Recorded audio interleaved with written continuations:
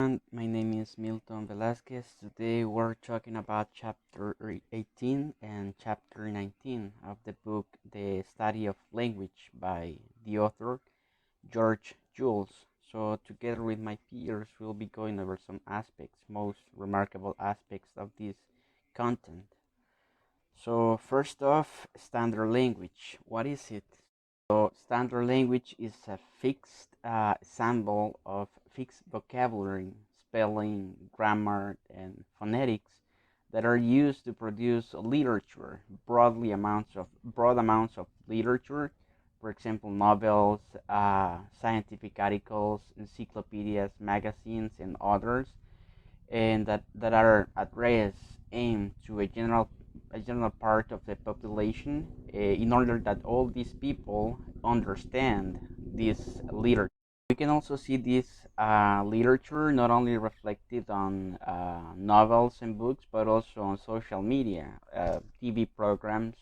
I remember this advertisement of the Coca-Cola company stating staying apart is the best way to stay united.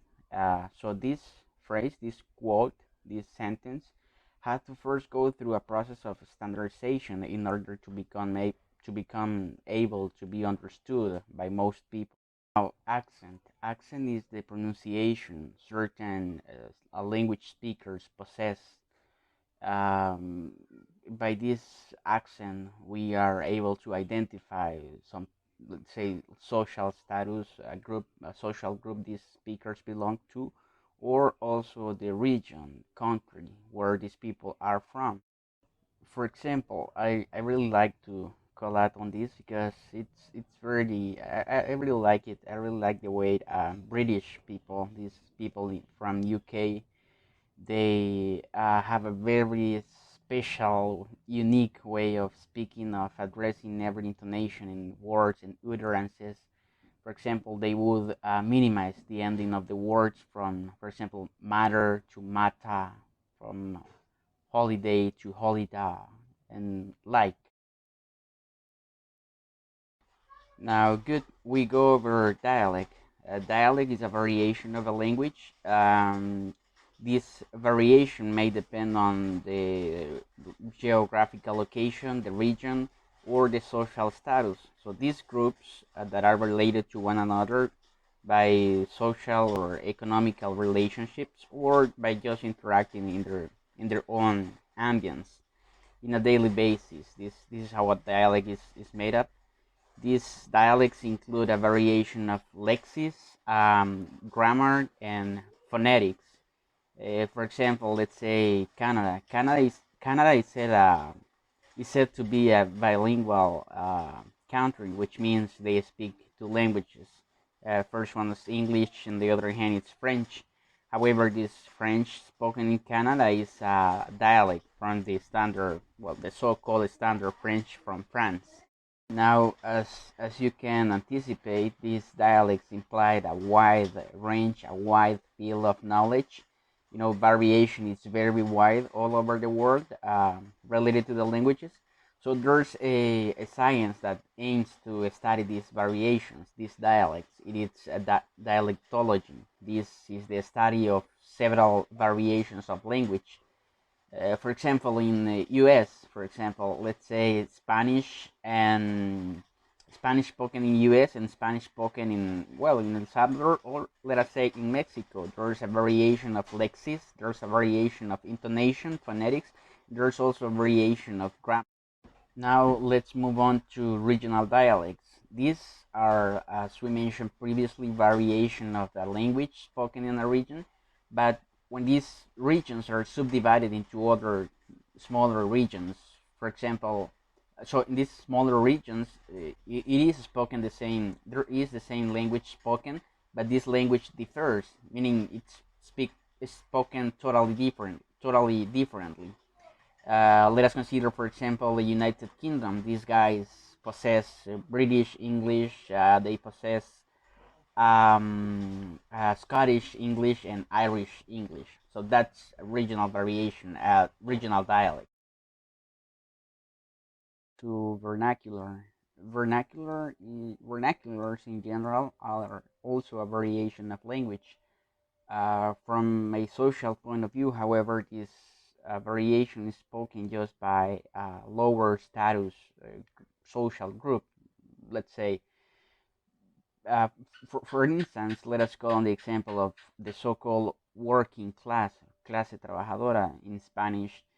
So you go into these lots, into these shops in the downtown.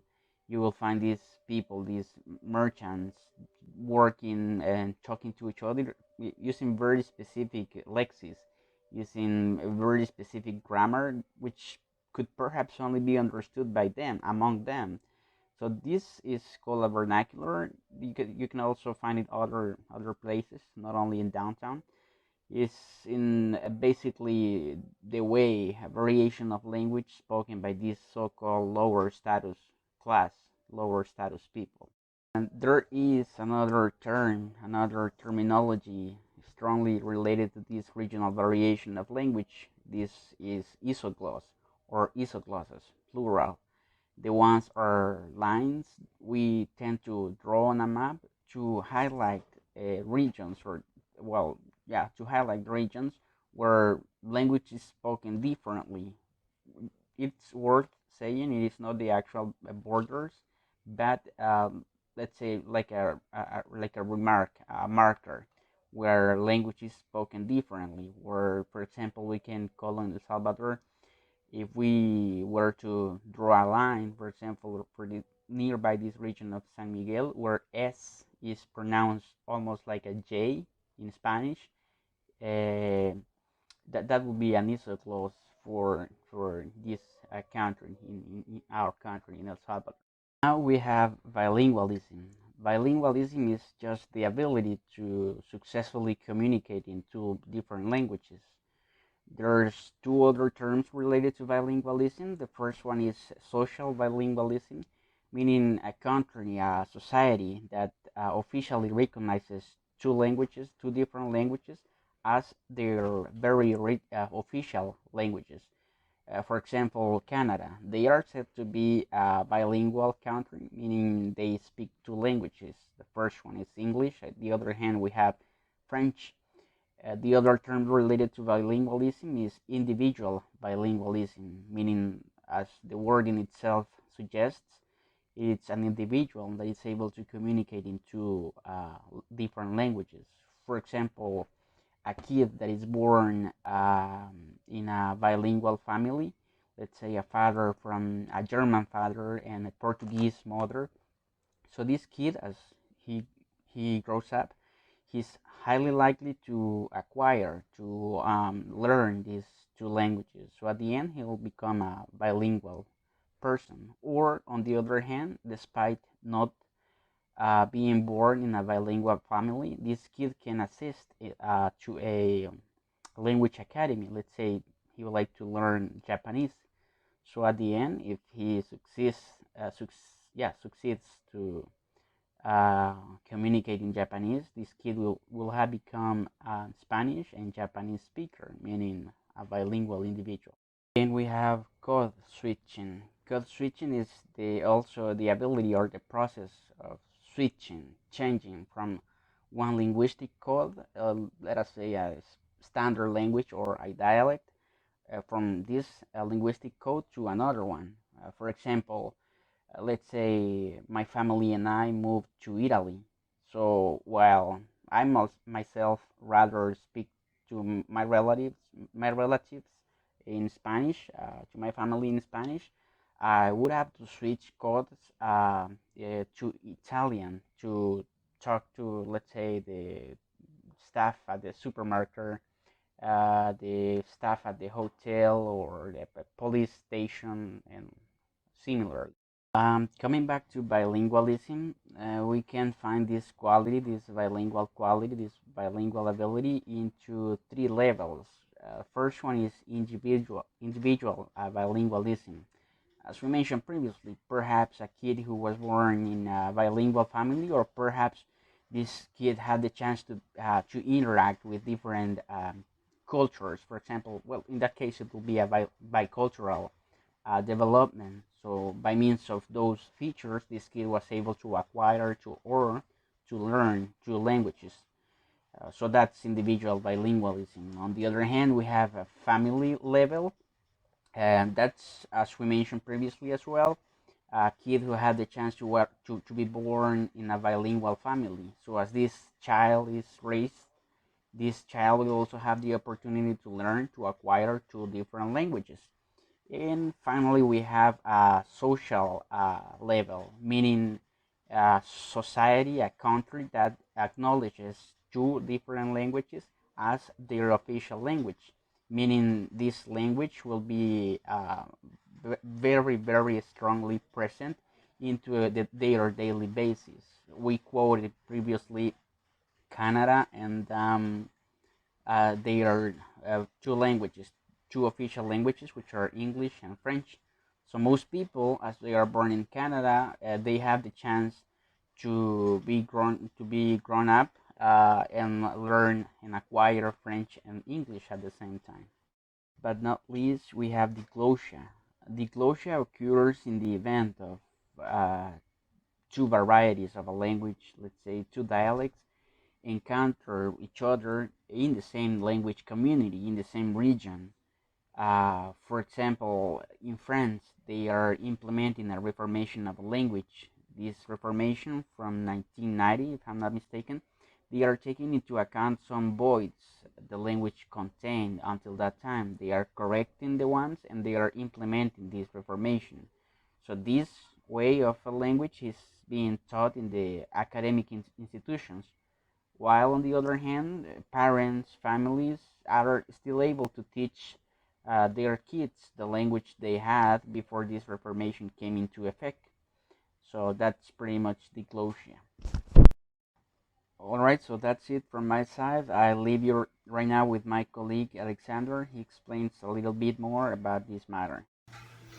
Hello, my name is René Alexander Portillo Umaña, and now I will be presenting the rest of the questions of chapter 18, starting with the one that says, what are high and low varieties? Well, the more formal of the two languages is called high or H variety, which is the one that schools, political speeches, and business settings are expected to use. On the other hand, we have low or L variety, which is the one that is learned at home and used in more casual settings to meet or engage with family and friends. Now we move to the next question that says, what is the case of diglossia and social distinctions? Well, social linguistics may also use the term of diglossia to refer to bilingualism or the use of two or more languages by members of the same group. As in New York City, where many Hispanics speak both Spanish and English, alternating between them depending on the social context and the needs of the moment. Next we have, what are pidgin languages? Well, first, it is important to mention that a pidgin language has no native speakers. Pidgin is the term used to describe languages that arose when groups of people had to communicate with people who spoke a different language. The most common example is when trading or engaging in business practices. Now we move to the next one that says, which features are taken from the two languages? Okay, when speakers of two or more languages communicate and affect one another, this process is called language interaction. Taken features include borrowing words, pronunciation, spelling, and relexification. This influence can extend further by sharing morphology and grammar. And now we have the next question that says, what is a Creole? A Creole is an evolved pidgin that will become the principal language of a community. As an example, we have the Guyanese Creole, that is a first language and English-based spoken in Guyana. This is all from chapter 18. Now we move to the next chapter. Now we will present the questions of chapter 19 that is called Social Variation in Language. We will start with the question that says, what is social linguistic? Social linguistic is the study of language, but in this case focusing on society and all aspects of it, including its cultural norms, expectations, context, the way a language itself is used, and of course, the effect of society on language. The next question says, what are social dialects? A social dialect is a speech associated with a specific group or a social class. Normally, these groups are based on their economic status or educational status. As an example, we may notice a different dialect between a taxi driver and a lawyer, and that is due to their differences on the level of education. And the next question says, what is the role of education and occupation and social linguistic? Well, it is known that each person has their own way of speaking, but people tend to communicate in a particular way when they are talking with people with whom they share the same educational level or occupation. For example, we may say that there is a guy. He is originally from a farmhouse, but suddenly he decides to move to the capital city to study and soon to work there. Of course, his speech will change, and that will be due to the new level of education he has or due to the new people he interacts with. Next, we have what is the experiment carried out by sociolinguistic William Labov about? Well, William's goal was to find differences in pronunciation, but focusing on salespeople of 3 different stores, each targeting a different social class. The question he asked them was, where are the women's shoes? Basically, what he expected them to answer him was 4th floor, which included the pronunciation of the letter R after a vowel. To what he concluded that the higher the socioeconomic status of a person, the more emphasized the pronunciation of the sound R is, which means that the lower the socioeconomic status of a person, the less emphasized the pronunciation of the sound is. The next question says, what are social markers? Well, social markers are those details who makes us part of any specific group. And social markers occurs in all languages. For example, in our country, we can mention the word maje. We won't hear like teachers, doctors, lawyers saying it, but we may hear like teenagers, students, and people from the street. So that would be a social markers between normal people and professionals, let's say.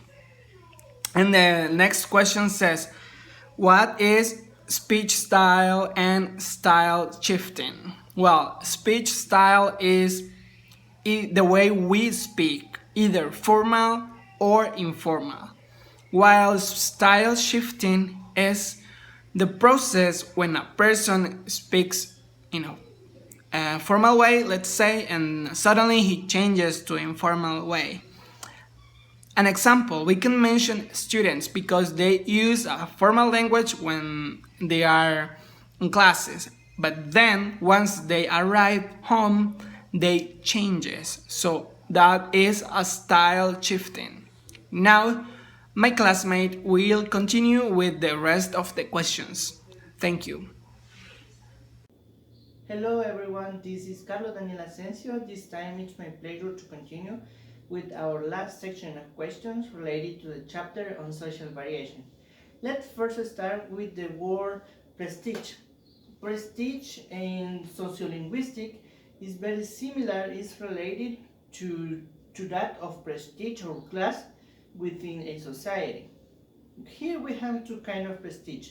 The over prestige, which is the status that is generally recognized as better or positively value in the community, and the other one that is the cover prestige, which is the feature as having a positive but hidden value or not value as such along in the larger community.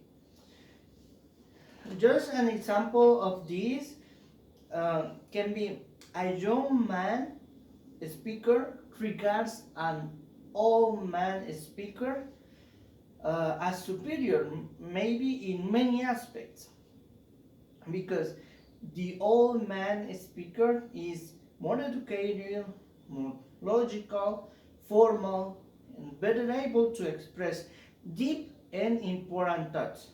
That's why it's considered that way. Then we have another concept that is speech accommodation. Speech accommodation is our ability to modify our speech styles toward or away from the speech style of the person we are talking to. And pay attention here because we have two definitions more. When this speech accommodation aims at reduce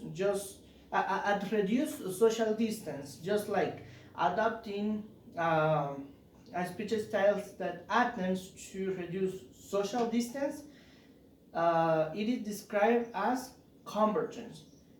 And when the speaker is just adapting speech styles that attempts to emphasize social distance, the process is called divergence, right? And we have some examples. As an example of convergence, we have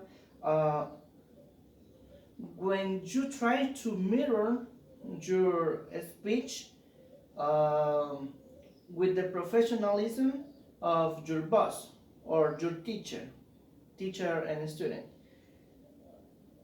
And the example for divergence is just when the teacher scolds the student for misbehavior, let's say. So if you see these two are not on the same level, let's say, they are different. So we have some distance over there. And then we have another concept that is register.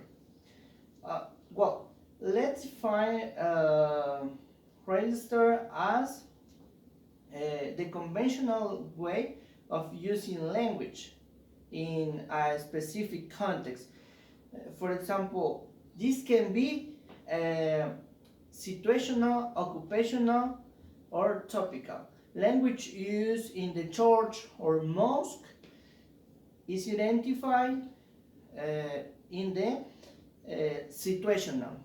Language used by lawyers, doctors is identified in the occupational. Language used by used to refer to language, science, sports article is identified in the topical register. So then we have another concept that is jargon. Jargon is a special or technical vocabulary, let's say, related or associated to a specific area of work of interest. For example, doctors, linguistics, computer specialists have some technical vocabulary in order to communicate themselves, and also this is related to their activity. So that is jargon. Then we have another interesting concept that is slang. Slang are is the use of informal words which are not part of the standard language, right? And for example, gangsters tend to use a lot of their own words to better understand each other and to communicate each other and to differentiate from other groups, right? I don't know if you know the term buck. Well, that means dollar. I just mentioned that in order to provide you with an example of slang. Then another term is taboo terms. Taboo terms are words or phrases that people avoid for reasons related to religion, politeness, and prohibited behavior. Yes, to make this clear for you, yes, they are often swear words.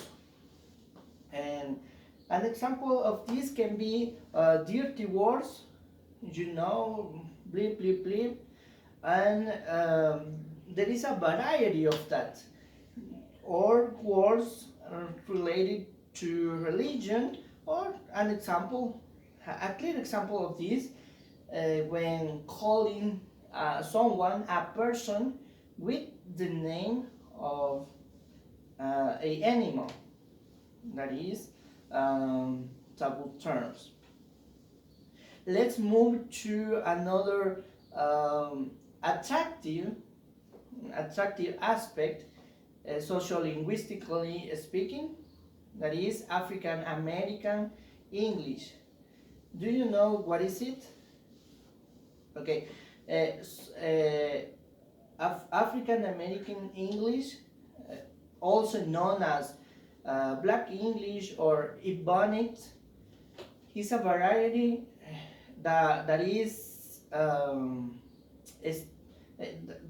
spoken by African Americans in many regions of the United States, right? And that is true. That is true that there is a variety of different features of this variation that we can find in this variation, and that's why many let's call that dominant groups have named this variation as bad language. You may think that it's very similar to the vernacular. No, it is a vernacular. And do you know what is a vernacular?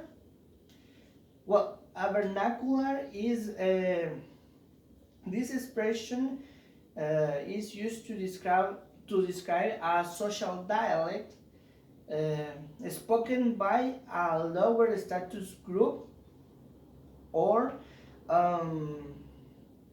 yes, pretty much that. And as a clear example, we have the African American English, that is a vernacular.